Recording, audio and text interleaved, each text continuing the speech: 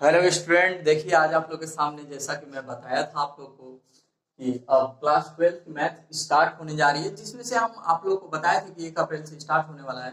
तो चलिए स्टार्ट करते हैं।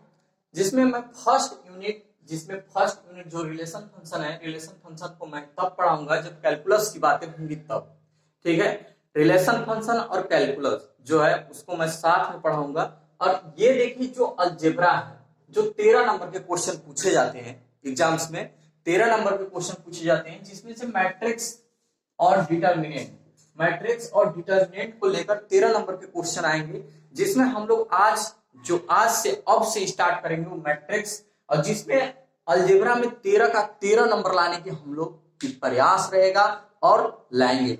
तो आइए अब स्टार्ट करते हैं। सबसे पहले देखते हैं मैट्रिक्स वास्तव में होता क्या है। ध्यान रखिएगा कि ये चैप्टर को रिवीजन बार बार कीजिएगा और पढ़ाई साथ में अच्छे से कीजिएगा। चलिए अब स्टार्ट करते हैं। मैट्रिक्स देखिए होता क्या है। सबसे पहले कोई भी चीजों को, सबसे पहले एक चीज आप लोग को और बता दें कि ये आप लोग को भी पता होगा कि यार लाइफ में यार कमजोर कौन होता है। तो कमजोर होने का मतलब यार जिसका मतलब कोई कॉन्सेप्ट ही नहीं है। तो यार सबसे पहले आप क्या करोगे ना कि कोई भी चैप्टर है तो उसको कॉन्सेप्ट को क्लियर कीजिए। कॉन्सेप्ट यदि आपका क्लियर है तो पूरा आपका क्लियर रहेगा। आइए हम लोग समझते हैं। सबसे पहले मैट्रिक्स देखिए होता क्या है। इस सेट ऑफ m n वही है set of m n number arrange in the form of a rectangular area having m row and n column is called m cross n matrix. यानी किसी भी चीजों को रो और कॉलम में अरेंज करना, एक सेट बनाना ही क्या कहलाता है? मैट्रिक्स कहलाता है। मैट्रिक्स होता क्या है? देखिए कोई भी आप सेट ले लो एक, जिसमें से उसको क्या कर लो कोई, जैसे उसको हम रो और कॉलम में अरेंज कर रहे हैं। रो मतलब होता क्या है, जैसे कि मान लो कि ये कोई हम नंबर लिए, जैसे ये हो गया 5 6 7 8, यानी इसको हम ऐसे लिख दिए। ठीक है इसको आप ऐसे लिख रहे हो तो ये आपका क्या होगा? देखिए सोया हुआ है, और जो सोया हुआ रहेगा मतलब जो सोया हुआ रहेगा उसी को आप रो में लिखिए, उसी को हम रो बोलते हैं। क्या बोलते हैं? रो। तो रो देखिए इसमें कै रो है? एक रो और दो रो। चूंकि ये सोया हुआ लाइन है भाई, ऐसे है, इसी को हम क्या बोलते हैं? रो। इसमें रो की संख्या कितनी है? 2 है। अब देखिए हम कॉलम की यदि बात करें तो ये देखिए आपकी कॉलम है, एक ठो कॉलम, दो कॉलम, एक 3 कॉलम। इसमें कितनी कॉलम है? 3 कॉलम। तो कॉलमों की संख्या यहाँ पे कितनी है? 3 है। अब रो माने ये देखिए, रो और कॉलम को हमेशा दिमाग में धंसा के रखिएगा कि रो और कॉलम क्या होती है, तभी आपको मैट्रिक्स समझ में अच्छे से आएगा। जब तक यदि रो और कॉलम के बारे में यदि आप लोग को अच्छे से नहीं कंसेप्ट क्लियर आएगा तब तक समझ में नहीं आएगा। तो देखिए अब ये वही है कि यदि कोई भी एक नंबर हम ले रहे हैं, जैसे m और m कोई नंबर है, m और n, जिसे हम अरेंज कर रहे हैं in the form of a rectangular area having m row and n column is called a m cross n matrix. Clear? अब देखिए जैसे कि हम लिए हैं कि देखिए ए जो लिए हैं, ये जो हमेशा मैट्रिक्स को कभी भी कैपिटल लेटर में ही लिखा जाता है, जो उसे हम डिनोट करते हैं हमेशा कैपिटल लेटर में लिखिएगा। और एक चीज और बता दें कि हमेशा बड़े वाले ब्रैकेट में लिखा जाता है इसे। ठीक है, ये वाला ब्रैकेट के अंदर ही आप लिखते हैं, बड़े वाले ब्रैकेट के अंदर ही हमेशा इसको लिखा जाता है। अच्छा ये देखिए A11 A12 यानी A11 A12, फिर 1 से यानी 1 2, फिर 1 3 1 2 आएगा, फिर 1 3 आएगा, 1 4 आएगा। इसी तरह से जो ये आपका फर्स्ट रो में चलेगा ये 1 n तक चलता जाएगा। ठीक है, अब देखिए यदि 2 1 से स्टार्ट हो रहा है तो 2 2, फिर 2 3 2 4 2 6, इसी तरह से 2 n तक, इसी तरह से स्वान ऐसे ऐसे चलते जाएगा। यदि आपका कोई भी नंबर एक am1 हो तो इसी तरह से चलते चलते आपका amn तक जाएगा। यहां तक भी आप लोगों को क्लियर होगा। चलिए ये तरह की मैट्रिक्स क्या है, हम क्या बोले? मैट्रिक्स को m क्रॉस n के रूप में उसी को लिख देना, रो और कॉलम के रूप में लिखना, ये क्या कहलाता है? आपका मैट्रिक्स कहलाता है। ये देखिए यहां से कॉन्सेप्ट आप लोगों को क्लियर हो रहा होगा। सबसे पहले आप देखो यार कि कोई आप सब, ये तो पेन और कॉपी हमेशा लेकर बैठिएगा, जिससे कि आप लोग नोट्स भी बनाते इसका चलिएगा। ठीक है, जैसे कि मान लीजिए कोई एग्जांपल मैं यहां से ले रहा हूं, देखिएगा जैसे मैं यहां से कोई एग्जांपल एक लिया, जैसे यहाँ पे हम एग्जांपल ले रखा हूं, जैसे 3 है, 5 है, -4 है, 0, 1, 2, ये आपका एग्जांपल है। अब इसमें पूछता है कि रो की संख्या कितनी है, तो रो मतलब हम क्या बोले, ये जो लाइन है ये जेठो होगा, यानी एक लाइन है एक रो, दो लाइन है दो रो, यानी जेड रो की संख्या होगा। सबसे पहले रो को लिखा जाता है, मैट्रिक्स की रूल होती है कि सबसे पहले आप क्या करोगे, रो को लिखोगे। सबसे पहले किसको लिखना है, रो को लिखना है। अब इसमें देखिए कॉलमों की संख्या कितना है, 1 2 3, यानी एक तो यहाँ, फिर 2, फिर 3, यानी कॉलमों की संख्या यहाँ पे कितना है, 3 है। तो 2 क्रॉस 3, यहाँ पे 2 क्रॉस 3 लिखेंगे। हमेशा ध्यान रखिएगा कि सबसे पहले मैट्रिक्स में पहले रो लिखेंगे फिर कॉलम लिखेंगे। अब पूछता क्या है, एग्जाम्स में पूछे कुछ क्वेश्चन कैसे जाते हैं, बोलता है कि रो की संख्या बताओ। जैसे मान लो कि ये तुम्हारे पास एग्जाम्पल कोई दे रहा है, जैसे मान लीजिए कि ये आपका कोई एग्जाम्पल दिया और बोल दिया कि भैया बताओ कि इसमें रो क्या है और कॉलम क्या है। तो मान लीजिए कि ये आपसे कोई एग्जाम्पल ले रखा है, इसमें बताइए कि इसमें रो कौन है, तो रो आपका कितना है, 2 है। कॉलम कितने हैं, तो कॉलम भी आपका 2 है। यहाँ पे 2 क्रॉस 2 का मैट्रिक्स होगा। अब 2 क्रॉस 2 मतलब क्या होता है, सबसे पहले देखिए जिसको अगर एक एग्जांपल और लीजिए पहले अच्छे से कंसेप्ट को समझिए। पहले देखिए इसमें, अच्छा ये बताइए आप, इसमें रो की संख्या कितना है, आप बोलेंगे कि सर एक रो है। फिर कैसे, क्योंकि एक ही लाइन तो आप खींच पा रहे हो यार, तो इसमें रो की संख्या कितना है, 1 है। बट यदि हम कॉलम की बातें करें तो कॉलम मेरा कितना है, 2 ठे हो जा रहा है, 2 कॉलम हो रहा है। तो ये कौन सा 1 क्रॉस 2 का मैट्रिक्स होगा, 1 क्रॉस 2 का मैट्रिक्स होगा। क्यों, क्योंकि सबसे पहले हम किसको लिखते हैं, पहले रो फिर कॉलम, पहले रो फिर कॉलम। ये तरह की मान लीजिए कॉन्सेप्ट। जैसे सपोज कीजिए कि एक चीज और पूछता है कभी कभी क्वेश्चन, कि जैसे मान लीजिए, देखिए एक चीज और आप लोग से मैं बता दूं कि ये चैप्टर का इंट्रोडक्शन पार्ट मैं दे रहा हूं। यदि आप इंट्रोडक्शन पार्ट समझ गए ना यार, तो एनसीईआरटी को मैं कवर करने जा रहा हूं इसमें। तो एनसीईआरटी के एक क्वेश्चन को आप, जैसे फर्स्ट क्वेश्चन है ना फर्स्ट चैप्टर, तो फर्स्ट चैप्टर का इंट्रोडक्शन पार्ट में देने जा रहा हूं। तो इसमें क्या होगा कि आप यदि इंट्रोडक्शन को अच्छे से समझिएगा तो क्वेश्चन को करना आपके लिए बहुत ईजी होगा, आसान लगेगा, तुरंत कर ले जाओगे। अब देखो, जैसे मान लीजिए कि 1 है, अब बोल रहा है रो की संख्या कितनी है, तो आप बोलोगे कि रो भी 1 है। और कॉलम की संख्या कितनी है, 1 है। देन रो क्रॉस रो और कॉलम की संख्या ये है, तो 1 क्रॉस 1 का ये मैट्रिक्स होगा। क्या होगा, 1 क्रॉस 1 का मैट्रिक्स। अब रही बात ये देखिए, जैसे मान लीजिए कि 3 और 4 है। अब इसमें पूछ दिया आपसे कि बताओ कि इसमें रो कितना है और कॉलम कितना है। तो रो आपका कितना होगा, सबसे पहले रो देखिए, ये आपका रो है यानी 2। रो कितनी, रो की संख्या कितनी हो गई, 2। अब कॉलमों की संख्या कितनी है, तो कॉलमों की संख्या 1 है। तो यहाँ पे कौन से मैट्रिक्स बन रहे हैं, रो यानी 2 क्रॉस 1 का मैट्रिक्स बन रहा है। क्लियर है, क्लियर हो रहा है। चलिए ये तरह की मैट्रिक्स की बातें कि देखिए किस तरह से हम रो और कॉलम को प्रेजेंट करेंगे, रिप्रेजेंट करेंगे, दिखाएंगे। कभी भी क्वेश्चन पूछे जाते हैं कि बताओ यार इसमें रो कौन है कॉलम कौन है, तो रो और कॉलम के आप लोगों का कंसेप्ट क्लियर होगा। तो वही बातें सबसे पहले हम लोग रो और कॉलम को निकालने सीखते हैं। फिर अब देखिए, जैसे कि कोई भी नंबर्स है, जैसे मान लीजिए कि एक हम मैट्रिक्स ले रहे हैं, जैसे ए मेरा कोई मैट्रिक्स है। अब इसमें क्या होता है, अरेंज करने के मेथड, जैसे हम आप लोग को बताएं A12 A13, यदि हम A21 A22 और A23 ले यार, इस तरह से A1 A11 A12 A13, ठीक है, 1 वाला पार्ट चल रहा है क्योंकि यहाँ पे रो की संख्या कितनी हो रही है, एक रो में, हम फर्स्ट रो में बातें कर रहे हैं। अच्छा देखिए, जब हम इसको ले रहे हैं तो यहाँ पे तुरंत चेंज हो जा रहा है। कैसे, A11 है और यहाँ पे A21, क्यों चेंज हो रहा है कि नहीं हो रहा है, बिल्कुल हो रहा है।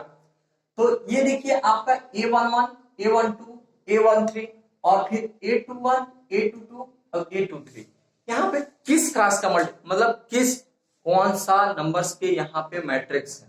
तो यहाँ पे देखिए रो की संख्या क्या है, तो 2 है, एक रो और 2 रो, 2 है, रो की संख्या कितनी है, 2 है। अब यदि हम कॉलम की बातें करें तो कॉलम आपके पास कितना है, तो 3 है। आइए देखते हैं, यानी ये मैट्रिक्स जो बन रहा है मेरा, ये 2 क्रॉस 3 का मैट्रिक्स है। कितने का मैट्रिक्स है, 2 क्रॉस 3 का। अब देखिए पूछता क्या है एग्जाम्स में क्वेश्चन, यानी आपके चैप्टर में क्वेश्चन किस तरह के पूछे जाते हैं आइए ये समझते हैं।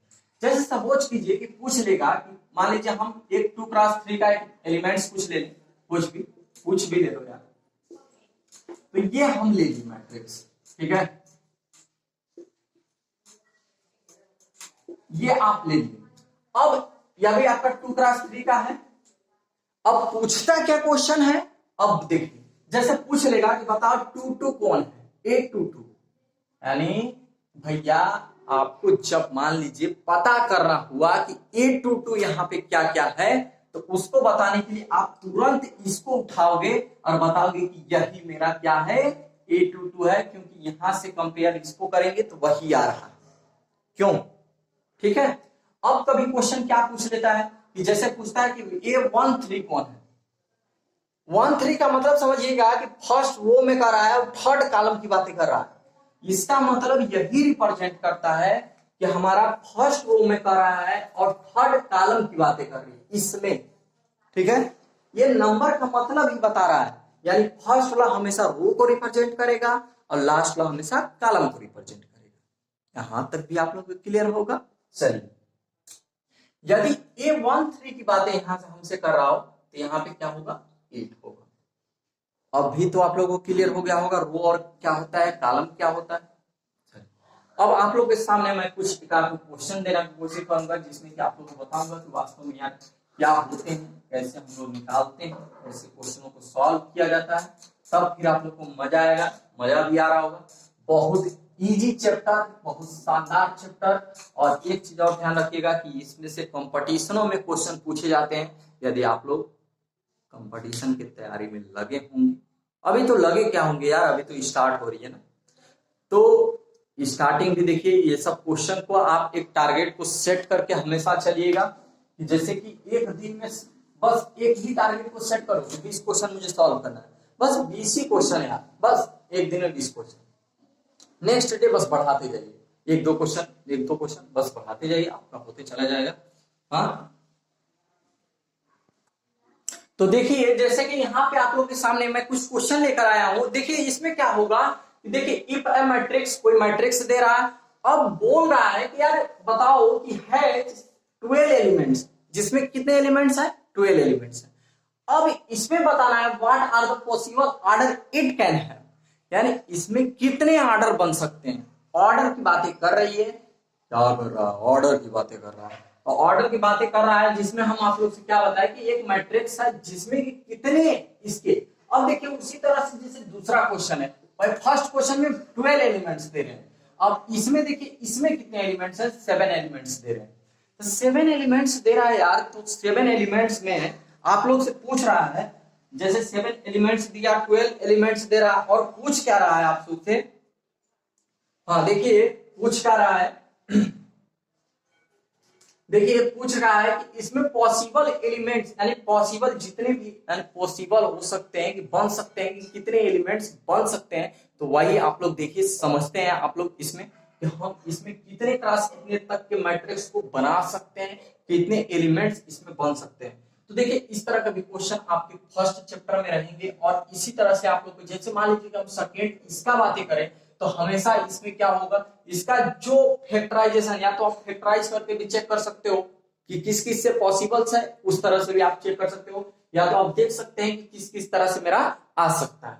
आइए देखते हैं। सबसे पहले यदि इसका, जैसे हम 7 का यदि आप फैक्टराइज करना चाहो, तो मैं एक शॉर्ट मेथड बता रहा हूं कि देखिए कट किससे सकता है, या तो 1 से 7 बार में कटेगा, या तो 7 से 1 बार में कटेगा। तो इसके लिए पॉसिबल कितने हो सकते हैं, या तो 1 रो 7 कॉलम होगा, 1 रो यानी 1 क्रॉस 7 होगा, या तो 7 क्रॉस 1 का ही एलिमेंट ये बना सकता है, यानी 2 ही इसमें एलिमेंट बनेंगे, 2 ही मैट्रिक्स बनेंगे ना, या तो 7 क्रॉस 1 होगा, या तो 1 क्रॉस 7 होगा। बट यदि हम बातें करेंगे, यार ये 2 एलिमेंट्स दे रहा है, मेरे पास 2 एलिमेंट्स दे रखा है, तो 12 एलिमेंट्स दे रखा है, जैसे 12 को आप क्या कर सकते हो, या तो 12 1 जा 12 कर सकते हो, एक यहाँ पे क्या बन रहा है मैट्रिक्स 12, 1, या दूसरा बनेगा 1, 12। एक तुम्हारे पास पॉसिबिलिटी आ गई इसकी कि ये बन सकता है, क्यों, बिल्कुल बन सकता है।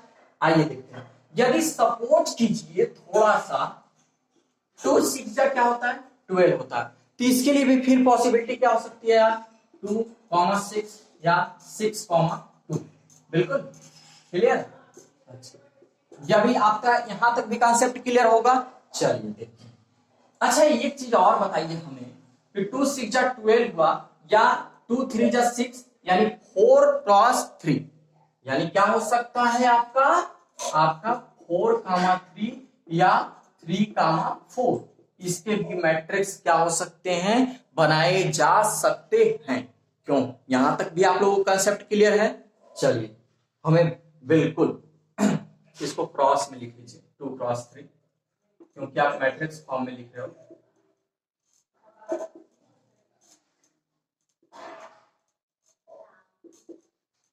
ठीक है, तो ये रहा कि मान लीजिए कि आप लोग की जैसे इसका बना तो 1 क्रॉस 7 का और यहाँ पे 7 क्रॉस 1 का, माने इसके लिए इतने मैट्रिक्स बन सकते हैं और इसके लिए इस टाइप के मैट्रिक्स बनाए जा सकते हैं। यहां तक भी आप लोगों का क्लियर होगा, कोई दिक्कत है नहीं है। अब देखिए, अब चलिए आगे हम लोग नेक्स्ट क्वेश्चन की बातें करें, जिसमें कह रहा है,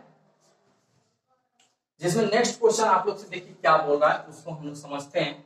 बोल रहा है कि एक ठो कोई मैट्रिक्स दे रखा है, बोल रहा है कि एक 3 क्रॉस 2 का कोई मैट्रिक्स है, जिसमें कह रहा है तो कुछ elements are given by a i j i, कोई दे रहा है a i j equal to i plus 2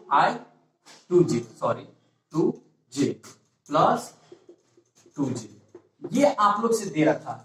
अब बोल रहा है कि ऑल एलिमेंट्स यानी 3 क्रॉस 2 का यहाँ पे एलिमेंट्स दे रखा है। कितने का दे रहा है, 3 क्रॉस 2 का। तो 3 क्रॉस 2 का देने का मतलब कि ये हुआ कि यहाँ पे 3 रो है, 3 क्रॉस 2 का दे रहा है, यानी इसका मतलब क्या हुआ कि यहाँ पे 3 रो होगा, 2 कॉलम होगा।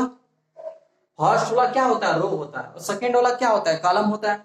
आइए तो देखते हैं, सबसे पहले 1 1 निकालेंगे, ये 1 1। अब ये 1 1 निकालेंगे तो इसके जगह पे हम पुट करके चले जाएंगे, मेरा ये 1 1 आएगा।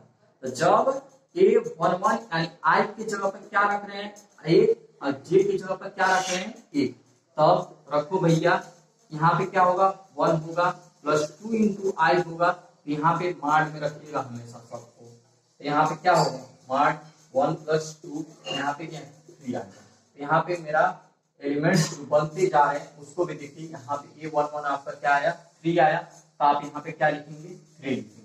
अब A12 निकालिए, तो I की जगह पर क्या रखेंगे 1 रखेंगे, और J की जगह पर क्या रखेंगे 2 रखेंगे। अब इसी में पुट करते चले जाइए वैल्यू को, 1 प्लस 2 इंटू 2 यानी 1 प्लस 4 यानी क्या हो गया आपका 5, यानी 4 प्लस 1 5, यहाँ पे 5 आ गया।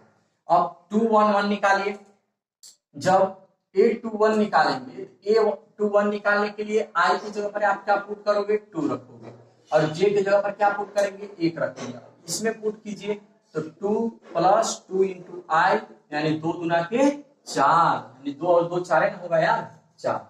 अब देखो इसको पहले निकालते हैं, तो A31 सपोज कीजिए कि मुझे निकालना है, तो A की जगह पर I की जगह पर आप क्या रखेंगे 3, और J की जगह पर क्या रखेंगे 1, तो 3 और 2 कितना होगा 5, यहाँ पे कितना हो जाएगा आपका 5। ठीक है, अब देखिए जैसे A22 निकाल रहे हो आप, तो A जब 2 2 आप निकालेंगे तो क्या होगा 2 प्लस 2 इंटू 2, यही होगा ना, तो 2 प्लस 4 इक्वल टू 6, यहाँ पे आपका क्या आ गया 6 आ गया। अब देखिए 2 3 क्रॉस 2 यानी 2 और 3, यानी I की जगह पर क्या रख रहे हो आप, I की जगह पर 3, J की जगह पर क्या रखेंगे 2 रखेंगे।